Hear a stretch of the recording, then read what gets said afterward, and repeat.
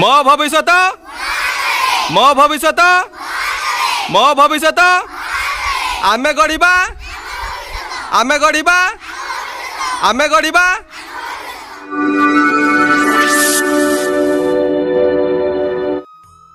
ମୋ ଭବିଷ୍ୟତ ମୋ ହାତରେ ପ୍ରୋଗ୍ରାम को आपण मानकु समस्त को स्वागत। ए होची एप्रिल मास 2026 मसीहा। यह आम प्रोग्राम षाण्मासिक माने 6 मास पूर्ति अवसर में आम 6म थर खेल प्रतियोगिता।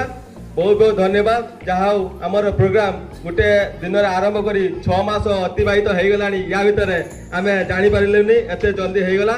बहुत भलर भलर हो बहुत खुशी लगुच। आमर आज ये प्रोग्राम रे मुख्य अतिथि अच्छा आमर नवकिशोर पंडा महोदय। से एक विशिष्ट व्यक्ति। बहुत ताकर गुण अच्छी बहुत दक्षता अच्छी।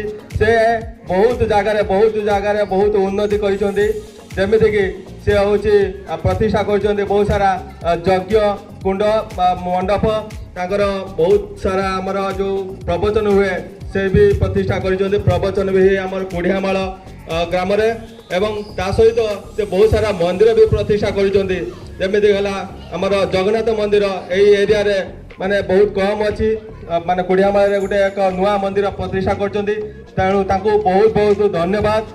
एवं जते तांको विषय कहले माने कम पड़ो कारण मुझे पढ़ुली आमर कुड़ियामाल एमई स्कूल रे सेतेबेले आमर ये पुल नथिला कौन सी काठ पुल नथिला कि बाउंस पुल नथिला कि पक्का पुल नथिला। सेतेबेले से व्यक्ति जनक से लीड करिकी से होची निजे बेक पानी रे पसिकी से होची पट्टा पुल बनैथिले। तांको पई जोरदार टिके ताली हो। माने एमिति व्यक्ति से माने पिलांकर भविष्य कथा पिलांकर उन्नति कथा पिलामानकर भल चिंताधारा तांकर केते ऊपर देखंतु जने निजे बेके पानी रे पसिकी माने फूल निर्माण करते कहला मो आखिर झुल खसी पड़े लुह भी गड़ी जाऊँगी कारण मुझे निजे आखिर देखी जो मुझे पढ़ुली ये आम एडारी स्कूल रे 5म श्रेणी सरला जो 6ठ श्रेणी की उत्तीर्ण हली तो से मैंने आमको आसिकी कही कि आपण मानकर पिला छाड़ू आम से गार्डियन मैंने कहले तो फूल ना केमी कौन जी कहना से चिंता करूँ ना आपण पिलांर किसी असुविधा हे ना से कथा आम दायी आम बुझू तो तापर से हूँ फूल भी करते से सफल होते प्रथम बाउंस फूल है पट्टा फूल है भविष्य कालक्रमे बर्तमान से जगार बर्तमान पक्का फूल होती माने बर्तमान केते देखु सी केते अवदान और केते साहाय्य और केते भल पाइबा गोटे जोरदार ताली हो कि जेते आम विषय कहवा तेते भी आमर कम पड़ो। ये बहुत बड़ ज्ञानी गुणी से जजमान करती बहुत तांकर अभिज्ञता अच्छी जमी कुड़ियामाल स्कूल उन्नतिमूलक कार्य से प्रथम आरंभ कर आज पर्यंत चलती सहित वर्तमान से कार्यरत अच्छा सेक्रेटरी भाव स्वामी विवेकानंद शिशु मंदिर कुड़ियामाल जोरदार टे ताली हो। जहाँ एमती सहृदय व्यक्ति बहुत विज्ञ व्यक्ति यही अनुष्ठान आमती उन्नति कर चलती उन्नति करूँ आम ये प्रोग्राम मो भविष्य मो हाथ में ये जो प्रोग्राम सी आसी पाद देती आमर 1000 गुण शक्ति बढ़ी जाइए कहीं एमती भल व्यक्ति जदि सपोर्ट मिले निश्चित उन्नति हो तेणु जोरदार टे ताली हो। बहुत सारा से मो कोटि कोटि प्रणाम जहाँ सी आम प्रोग्राम आसी पाद देती से मुझे रिक्वेस्ट करी परमेश्वर फिटी सार को से फूल तोड़ा दे स्वागत करेंगे पिला माने जोरदार टे ताली हो।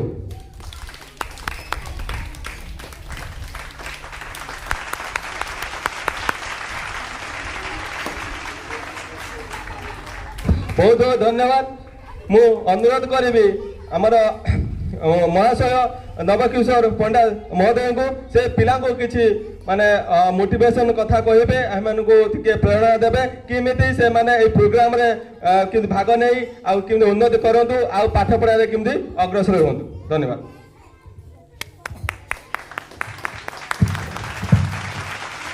आज ये पिला द्वारा जो प्रोग्राम टे होची मो भविष्य मो हाथ में गोटे सुंदर प्रोग्राम जो माने को आयोजन करिसेंती मु सेमान प्रति कृतज्ञता ज्ञापन करुछि। उपस्थित अछंती जो माँ माने एवं छोट छोट पिला माने जो माने अंशग्रहण करिसेंती समस्त प्रति मोर शुभेच्छा ଏବଂ ଧନ୍ୟବାଦ ମଧ୍ୟ ଅର୍ପଣ କରୁଛି। ଆଜି ଯାହାକି ମୁଁ ଅବଗତ ହେଲି ଇଏ ପ୍ରତି 6 ମାସ ଥରେ କାର୍ଯ୍ୟକ୍ରମ କରାଯାଉଛି। ମଝିରେ 6 ମାସ ପିଲାମାନଙ୍କୁ ପ୍ରସ୍ତୁତ ହେବା ପାଇଁ ମଧ୍ୟ 6 ମାସ ଲାଗିବ। ୟାର ପ୍ରସାର ଯଦି ଠିକ୍ ସେ ହେଇନାହିଁ, ୟାର ପ୍ରସାର ନିଶ୍ଚିତ ହେବ। ଛୋଟରୁ କ୍ରମଶଃ ବଡ଼ ହୁଅନ୍ତି ସମସ୍ତେ। ଗୋଟେ କଥା, ମୁଁ ଯାହାଙ୍କ ଶିକ୍ଷାରେ ଅନୁପ୍ରାଣିତ ହୁଏ, ମୁଁ ଯାହାକୁ ଅନୁସରଣ କରି ମୋର କାମ କରିଚାଲିଛି, ମୋର କାର୍ଯ୍ୟ କରିଚାଲିଛି, ସିଏ ଗୋଟେ କଥା ମୋତେ କହନ୍ତି, ଯେକୌଣସି କାମ କରିବାକୁ ଯାଅ ଭୟ ରଖିବ ନାହିଁ ମନରେ। ଏବଂ ଶତ୍ରୁ ଯେଉଁମାନେ ତୁମ କାମକୁ ବିରୋଧ କରିବା ପାଇଁ କେହି ଯଦି ବିରୋଧାତ୍ମକ କଥା କହନ୍ତି କିମ୍ବା କେହି ଯଦି ତୁମକୁ ବିରୋଧ କରନ୍ତି, କେହି ଯଦି ତୁମକୁ ପଛରୁ ଅସହଯୋଗ କରନ୍ତି, ସେଥିପାଇଁ ତୁମେ ଭ୍ରୂକ୍ଷେପ କରିବ ନାହିଁ। ପ୍ରତ୍ୟେକ କାମରେ ଯଦି ଶତ୍ରୁତା ନ ରହେ ସେ କାମଟା କାମ ଭଳି ଲାଗିବ ନାହିଁ।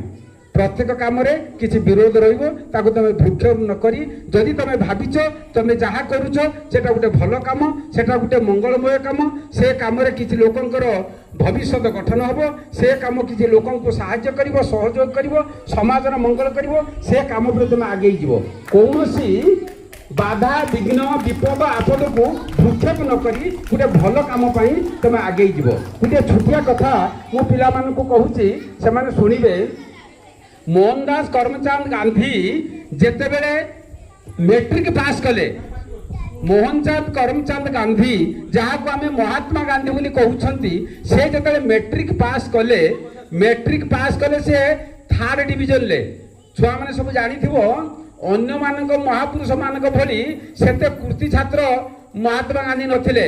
ମୋହନଦାସ କରମଚାନ୍ଦ ଗାନ୍ଧୀ ସେତେ କୃତି ଛାତ୍ର ନଥିଲେ, ସେ ଭାରି ଡଲ୍ ଛାତ୍ର ଥିଲେ। ସେ ତାଙ୍କର ଯେତେବେଳେ ମେଟ୍ରିକ ପାସ୍ କଲେ, 3ୟ ଶ୍ରେଣୀରେ ପାସ୍ କଲେ, 3rd ଡିଭିଜନ ଯାହା କୁହନ୍ତି, ପାସ୍ କଲେ।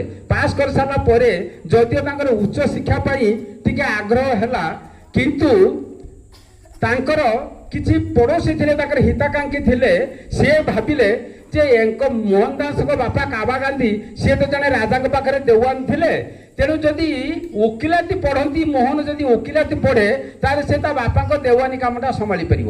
ତେଣୁ ତାକୁ ଓକିଲାତି ପଢ଼ିବା ପାଇଁ ବିଲାତ ପଠାଗଲା। ତାଙ୍କୁ ତାଙ୍କ ମା ଅରାଜି ଥିଲେ, ଓକିଲାତି ପଢ଼େଇବେ ନାହିଁ କି ବିଲାତ ପଠେଇବେ ନାହିଁ, କିନ୍ତୁ ଯାହା ହଉ ସେଥିରେ ଏକମତ ହେଇ ମାଆଙ୍କୁ ବୁଝେଇ ସୁଝେଇ ମୋହନ ଦାସ କରମଚାନ୍ଦ ଗାନ୍ଧୀ ଓକିଲାତି ପଢ଼ିବା ପାଇଁ ବିଲାତ ଗଲେ। ବିଲାତରେ ସେ ଦୀର୍ଘ 5 ବର୍ଷ ରହି ଓକିଲାତି ପଢ଼ି ପାସ୍ କରି ସେ ଫେରିଲେ, ଭାରତକୁ ଫେରିଲେ। ସେ ଭାରତକୁ ଫେରିଲା ପରେ ଓକିଲାତି କରିବା ପାଇଁ ଯେତେବେଳେ ସେ କୋର୍ଟକୁ ଯାଆନ୍ତି, ଓକିଲ ଭାବରେ କଳା କୋଟ ନାହିଁ, ବେକରେ ନେକ୍ ଟାଇ ବାନ୍ଧି ଯେତେବେଳେ ଯାଆନ୍ତି, ସେତେବେଳେ ସେ ଥର ହେଇକି ଥରିଲେ, ତାଙ୍କ ହାତ ଗୋଡ଼ ଥରିଲା, ଗୋଡ଼ ସବୁ ଥରିଲା, ସେ କିଛି କାମ କରିବାକୁ ସକ୍ଷମ ହେଇପାରିଲେ ନାହିଁ। ତାକୁ ଅନ୍ୟ ମହକିଲି ମାନେ, ଅନ୍ୟ ତାଙ୍କର ଓକିଲ ଭାଇମାନେ ସବୁ ହସିଲେ, ଥଟ୍ଟା କଲେ। ସେ ଫେରିକି ପଳେଇ ଆସିଲେ, କୋର୍ଟରୁ ଫେରିକି ପଳେଇ ଆସିଲେ।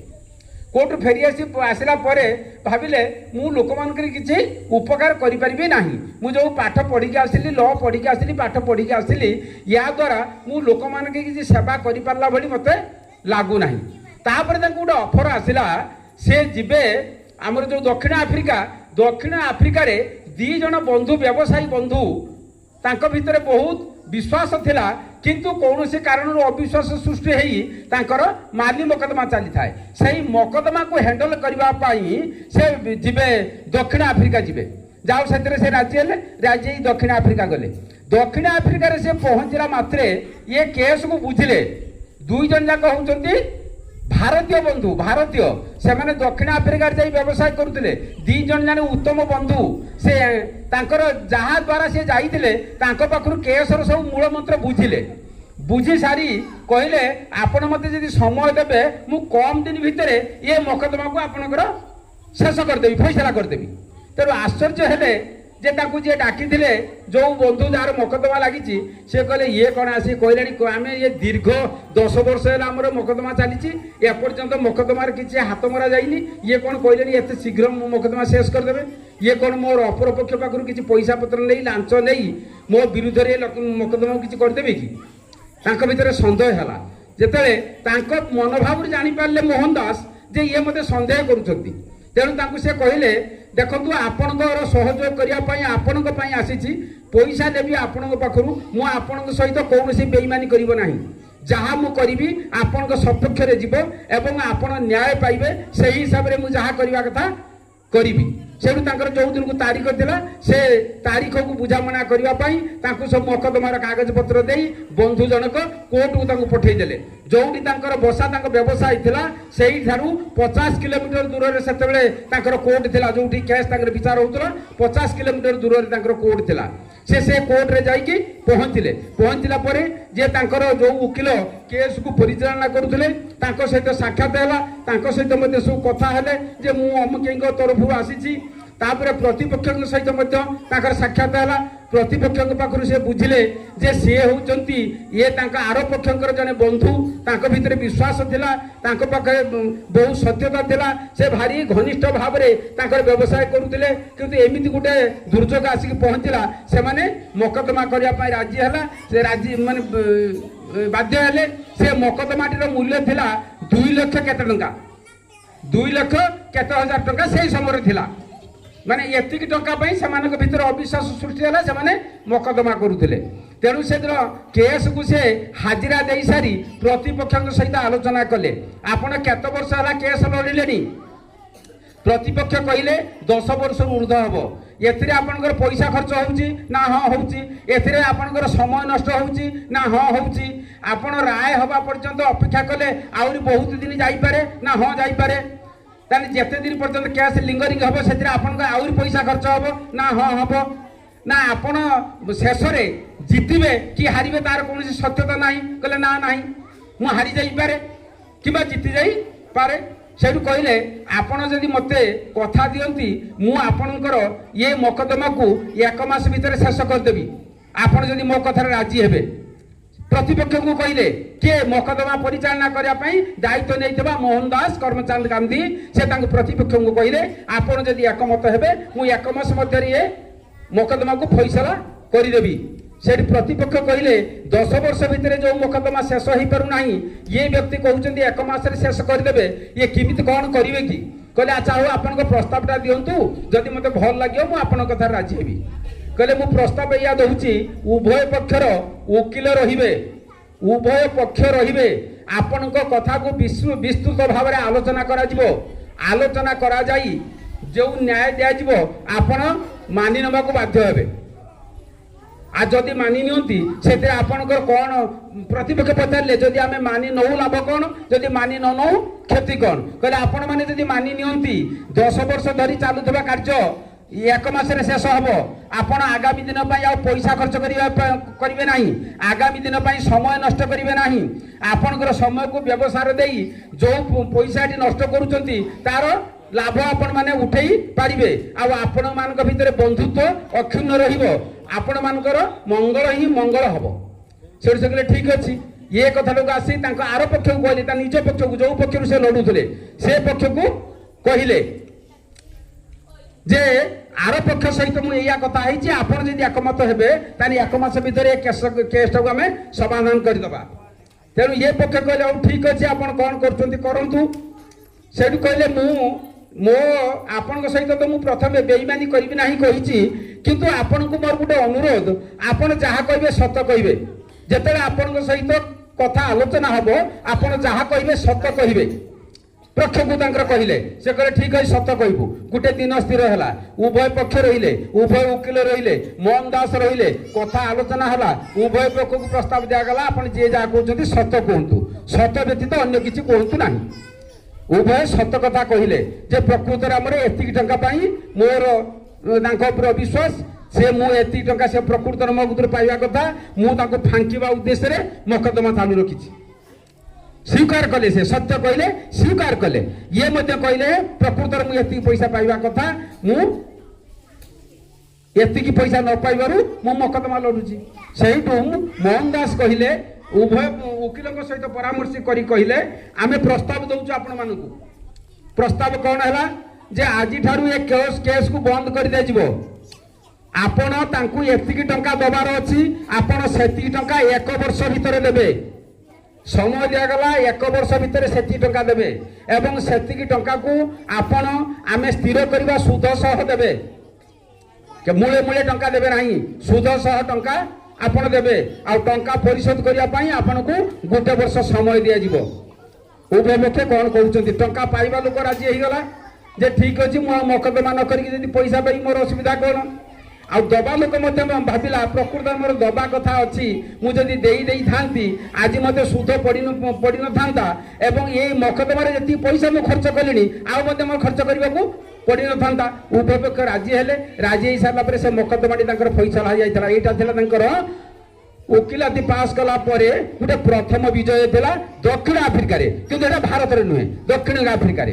ଦକ୍ଷିଣ ଆଫ୍ରିକାରୁ ସେ ଯେତେବେଳେ ଫେରିଲେ ପୁଣି ଏ କାର୍ଯ୍ୟକ୍ରମକୁ ଶେଷ କରି ସେ ଯେତେବେଳେ ଭାରତକୁ ଫେରିଲା ପରେ ଦକ୍ଷିଣ ଆଫ୍ରିକାରୁ ପୁଣି କଲ୍ ଆସିଲା ଯେ ଆପଣ ଟିକେ ନ ଆସିଲେ ହବନି, ପୁଣି ଦକ୍ଷିଣ ଆଫ୍ରିକା ଆସନ୍ତୁ, ଆପଣଙ୍କ ପାଇଁ କିଛି କାମ ଅଛି। ଇଏ ସେଠୁ ତାଙ୍କ ସ୍ତ୍ରୀକୁ ଧରି କସ୍ତୁରବାଙ୍କୁ ଧରି ଏବଂ ପ୍ରଥମ ଗୋଟିଏ ପୁଅ ହେଇଥିଲା ତାଙ୍କର ଦେବଦାସ ଗାନ୍ଧୀ, ସେ ପୁଅକୁ ଧରି ସେ ଇଂଲଣ୍ଡ ଗଲେ, ଦକ୍ଷିଣ ଆଫ୍ରିକା ଗଲେ। ଦକ୍ଷିଣ ଆଫ୍ରିକାରେ ଯାଇକି ପହଞ୍ଚିଲା ପରେ ସେଠି କିଛି ଲୋକ ତାଙ୍କୁ ସ୍ୱାଗତ କରୁଥିଲା ବେଳେ କିଛି ଲୋକ ମଧ୍ୟ ତାଙ୍କୁ ବିରୋଧ କରୁଥିଲେ। କିଛି ଲୋକ ତାଙ୍କୁ ସ୍ୱାଗତ କରୁଥିଲା ବେଳେ କିଛି ଲୋକ ତାଙ୍କୁ ବିରୋଧ କରୁଥିଲେ। ଯେଉଁମାନେ ତାଙ୍କୁ ବିରୋଧ କରୁଥିଲେ ସେ ସ୍ୱାଗତ କରିବା ଲୋକଙ୍କୁ ଜଣେଇ ଦେଲେ ଯଦି ମୋହନ ଦାସ ଜାହାଜରୁ ଓହ୍ଲେଇ ବାହାରକୁ ଆସନ୍ତି ଆମେ ତାଙ୍କୁ ଆକ୍ରମଣ କରିବୁ, ତାଙ୍କର ସମ୍ମାନ କ୍ଷୁଣ୍ଣ କରିବୁ, ଆମେ ତାଙ୍କୁ ମାରିବୁ ମଧ୍ୟ। ଏ କଥା ଜାଣିଲା ପରେ ଯେ ତାଙ୍କ ସପକ୍ଷ ଲୋକମାନେ କ'ଣ କରିବେ, ଜାହାଜକୁ ଆଉ ପାଖକୁ ଲଗେଇବାକୁ ଦିଆଗଲାନି। ଜାହାଜ ସମୁଦ୍ର ଭିତରେ ରହିଲା। 3 ଦିନ ଜାହାଜ ଅଟକି ରହିଲା ସମୁଦ୍ର ଭିତରେ। ମୋହନ ଦାସ ବୁଝିଲେ କ'ଣ ପାଇଁ ଜାହାଜକୁ ଲଙ୍ଗର ପକେଇ ନେଉନାହାନ୍ତି, ଆମେ ଓହ୍ଲେଇବାକୁ ଦିଆଯାଉନି, ଅସୁବିଧାଟା କ'ଣ? ତେଣୁ ଜାହାଜର ଯିଏ ଥିଲେ ପରିଚାଳକ ସେ ତାଙ୍କୁ କହିଲେ ଯେ ଆପଣଙ୍କ ଜୀବନ ପ୍ରତି ବିପଦ ଥିବାରୁ ଆପଣଙ୍କ ଜାହାଜ କୂଳକୁ ଲଗାଯାଉ ନାହିଁ। କ'ଣ ମୋ ପ୍ରତି ବିପଦ ଅଛି ନା ଆପଣଙ୍କର ବିରୁଦ୍ଧ ଲୋକ କିଛି ଆପଣଙ୍କୁ ହେକଲ କରିବେ କହୁଛନ୍ତି। କହିଲେ ଠିକ୍ ଅଛି, ସେମାନେ ମୋତେ ଯାହା ହେକଲ କରିବେ କରନ୍ତୁ, କିଛି ଅସୁବିଧା ନାହିଁ, ଆଉ ଜାହାଜ ଆପଣ କୂଳକୁ ଲଗାନ୍ତୁ। ସେ ଜାହାଜ କୂଳକୁ ଲଗେଇ ଦିଆଗଲା। ଜାହାଜ କୂଳ ଲଗେଇ ଦେଲା ପରେ ତାଙ୍କର ସପକ୍ଷ ଲୋକମାନେ ତାଙ୍କର ବିରୁଦ୍ଧ ଲୋକଙ୍କୁ କହିଲେ ଦେଖନ୍ତୁ ତାଙ୍କର ସ୍ତ୍ରୀ ତାଙ୍କ ସହିତ ଅଛନ୍ତି, ଆପଣମାନେ ଗୋଟେ କାମ କରନ୍ତୁ, ଆମେ ତାଙ୍କ ସ୍ତ୍ରୀ କି ସୁରକ୍ଷାର ସହିତ ନେଇଯାଉଛୁ, ଆପଣଙ୍କର ତାଙ୍କ ସ୍ତ୍ରୀଙ୍କ ସହିତ କୌଣସି ଶତ୍ରୁତା ନାହିଁ, ଆମେ ତାଙ୍କ ସ୍ତ୍ରୀ କି ନେଇଯାଉଛୁ, ତାପରେ ତାଙ୍କ କଥା ଆମେ ବିଚାରକୁ ନେବା। ସେଠୁ ଆଗେ କସ୍ତୁରବାଙ୍କୁ ଓହ୍ଲେଇକି ସୁରକ୍ଷାର ସହିତ ତାଙ୍କୁ ନେଇ ନିଆଗଲା। କସ୍ତୁରବା ଚାଲିଗଲେ, ତାଙ୍କ ପୁଅ ଦେବଦାସ ଗାନ୍ଧୀ ତାଙ୍କ ପ୍ରଥମ ପୁଅ ମଧ୍ୟ ଗଲେ, ସେ ଛୋଟ ହେଇଥାନ୍ତି, ସେ ମଧ୍ୟ ଗଲେ। ମୋହନ ଦାସ ରହିଲେ ଜାହାଜ ଭିତରେ, ମୋହନ ଦାସ ରହିଲେ। ମୋହନ ଦାସ କହିଲେ ଆପଣମାନେ କେହି ଭୟ କରନ୍ତୁ ନାହିଁ, ସେ ମୋ ପ୍ରତି ଯାହା ଦୁର୍ବ୍ୟବହାର କରିବେ କରନ୍ତୁ, ମୁଁ ଗୋଟେ ଭୀରୁ ଭଳି ଜାହାଜରେ ବସି ରହିପାରିବି ନାହିଁ, ମୁଁ ଓହ୍ଲେଇକି ଯିବି। ସେ ଜାହାଜରୁ ଓହ୍ଲେଇଲା ମାତ୍ରେ ତାଙ୍କୁ କ'ଣ କରା ଆକ୍ରମଣ କରାଗଲା, ବହୁତ ମାଡ଼ ହେଲା। ମୋହନ ଦାସଙ୍କ ଉପରେ ଦକ୍ଷିଣ ଆଫ୍ରିକାରେ ବହୁତ ମାଡ଼ ହେଲା ଯେ ଏତେ ଭଳି ମାଡ଼ ହେଲା ଯାହାକି ତାଙ୍କ ରକ୍ତାକ୍ତ ହେଇପଡ଼ିଲେ, କ୍ଷତାକ୍ତ ହେଇପଡ଼ିଲେ କିଏ ମୋହନ ଦାସ। ସେହି ସମୟରେ ଜଣେ ପୁଲିସ ବନ୍ଧୁ, ଦକ୍ଷିଣ ଆଫ୍ରିକାର ଜଣେ ପୁଲିସ ବନ୍ଧୁ ଥିଲେ ମୋହନ ଦାସଙ୍କର, ସେ ଆସି ପହଞ୍ଚିଲେ, ତାଙ୍କୁ ସୁରକ୍ଷା ଦେଲେ। ସୁରକ୍ଷା ଦେଇ ସେ ମୋହନ ଦାସକୁ ନେଇ ତାଙ୍କର ଜଣେ ପରିଚିତ ଘରେ ଛାଡ଼ିଲେ। କିନ୍ତୁ ଏଇ ଉତ୍ତ୍ୟକ୍ତ ଲୋକମାନେ ତାଙ୍କ ଘରକୁ ଚାରି ପାଖରେ ଘେରିକି ରହିଲେ। ମୋହନ ଯେତେବେଳେ ସେ ଘରୁ ବାହାରିବେ ତାଙ୍କୁ ଆମେ ପୁନରାୟ ହେକଲ କରିବୁ, ତାଙ୍କୁ ଆମେ ଛାଡ଼ିବୁ ନାହିଁ। ସେ ଯଦି ଦକ୍ଷିଣ ଆଫ୍ରିକାରୁ ଫେରି ଯାଆନ୍ତି ତାହେଲେ ଭଲ, ଦକ୍ଷିଣ ଆଫ୍ରିକାରୁ ସେ ନ ଯିବା ପର୍ଯ୍ୟନ୍ତ ଆମେ ତାଙ୍କୁ ଛାଡ଼ିବୁ ନାହିଁ। ତେଣୁ ସେ ପୋଲିସ ବନ୍ଧୁ ଜଣକ କ'ଣ କଲେ, ମୋହନ ଦାସଙ୍କୁ କହିଲେ ଆପଣ ମୋର ଗୋଟେ କଥା ମାନନ୍ତୁ, ମୁଁ ଆପଣଙ୍କର ଗୋଟେ ବେଶ ବଦଳେଇ ଦେଉଛି, ସେଇ ବେଶ ବଦଳେଇକି ଆପଣ ରାସ୍ତାରେ ଥାନାକୁ ପଳାନ୍ତୁ।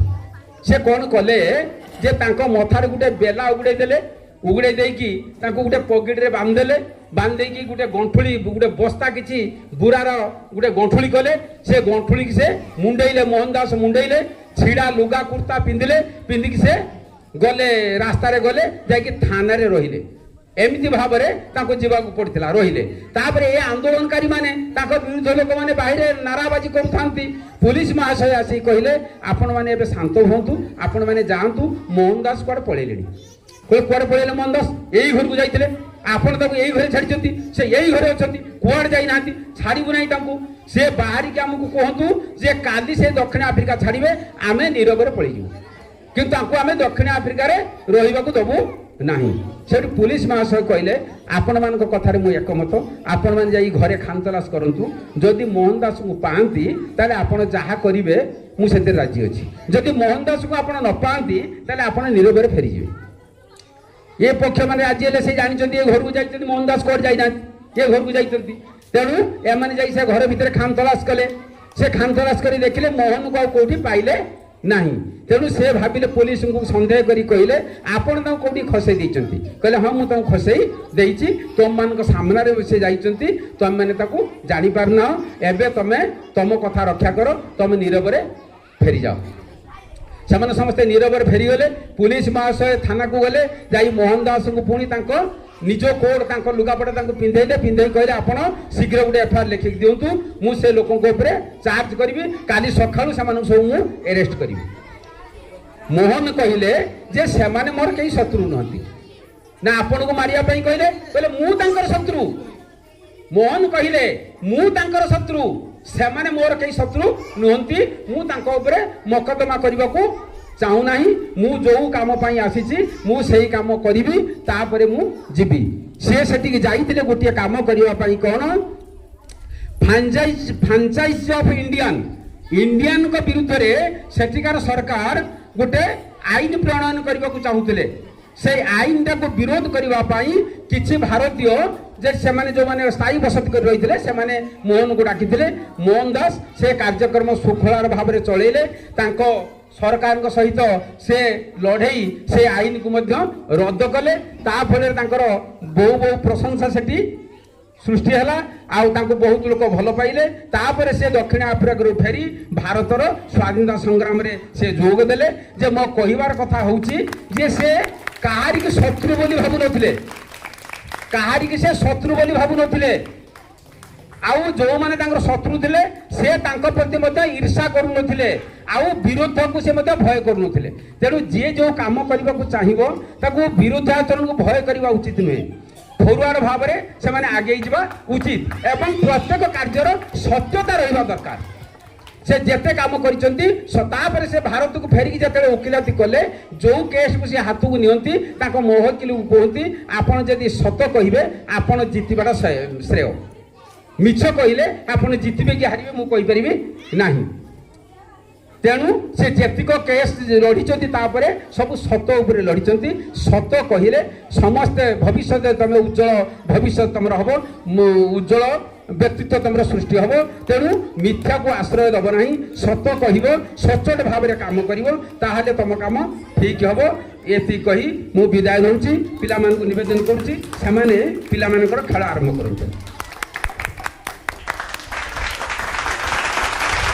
बहुत बहुत धन्यवाद महोदय को बहुत बहुत धन्यवाद आपन भिडियो को शेष जाय देखिथिबार जदि हमर किछि त्रुटि थाए तबे हमको निश्चित भाव में क्षमा करिवे आशा करूची एई प्रोग्राम टी आपन मानको बहुत मन को छुथिबो तबे आपन हमर ऑफिशियल फेसबुक पेज को आपन फॉलो करंतु और हमर YouTube रो चैनल को सब्सक्राइब करी सपोर्ट करंतु नमस्कार।